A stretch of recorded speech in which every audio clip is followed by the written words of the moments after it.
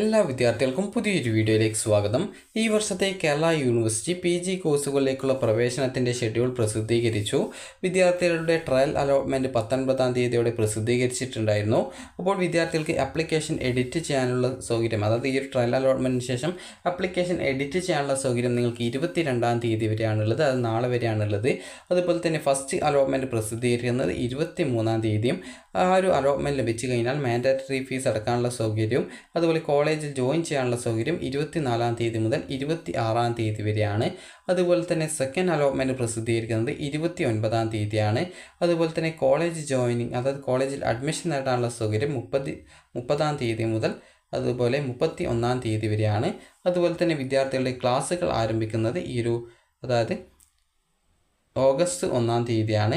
അതുപോലെ തന്നെ നിങ്ങൾക്ക് യൂണിവേഴ്സിറ്റിയുള്ള അഡ്മിഷൻ ഫീസ് എന്ന് പറയുന്നത്, ഓൺലൈനായിട്ട് അടക്കേണ്ട ഫീസ് എന്ന് പറയുന്നത് SC ST OEC വിഭാഗത്തിൽ ഫീസ് ആനുകൂല്യമുള്ള വിദ്യാർത്ഥികൾക്ക് 200 രൂപയാണ് ഫീസ് വരിക. അതുപോലെ തന്നെ മറ്റു കാറ്റഗറിയിലുള്ളവർക്ക് 1030 രൂപയാണ് ഫീസ് വരുന്നത്. അതുപോലെ തന്നെ വിദ്യാർത്ഥികൾക്ക് വേണ്ടിയുള്ള ഇൻസ്ട്രക്ഷൻസ് കൊടുത്തിട്ടുണ്ട്.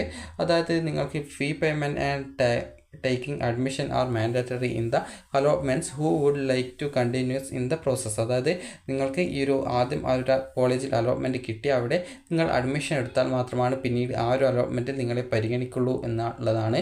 അതുപോലെ candidate who fail to pay university fees are not taking admission after the first allotment will not be considered for subsequent allotments.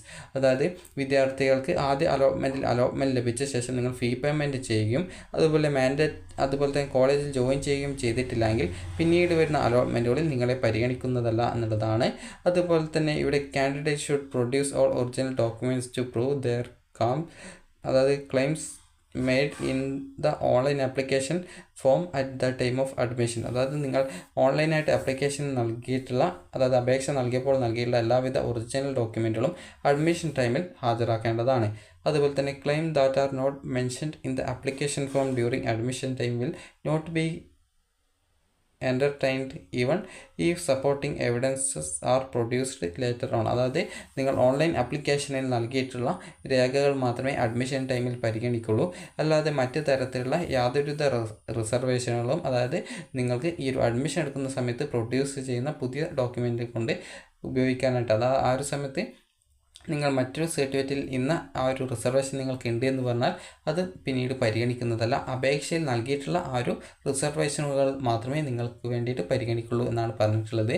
അതുപോലെ the candidate who are satisfied with the allotted seat should compulsory delete their higher option. നിങ്ങൾക്കിപ്പോൾ ഒരു option കിട്ടിക്കഴിഞ്ഞാൽ ആ ഒരു ഓപ്ഷനിൽ നിങ്ങൾ satisfied ആണെങ്കിൽ നിർബന്ധമായിട്ടും ഹയർ ഓപ്ഷൻ റദ്ദ് ചെയ്യേണ്ടതാണ്, അതായത് ഹയർ ഓപ്ഷൻ ഡിലീറ്റ് ചെയ്യേണ്ടതാണ്.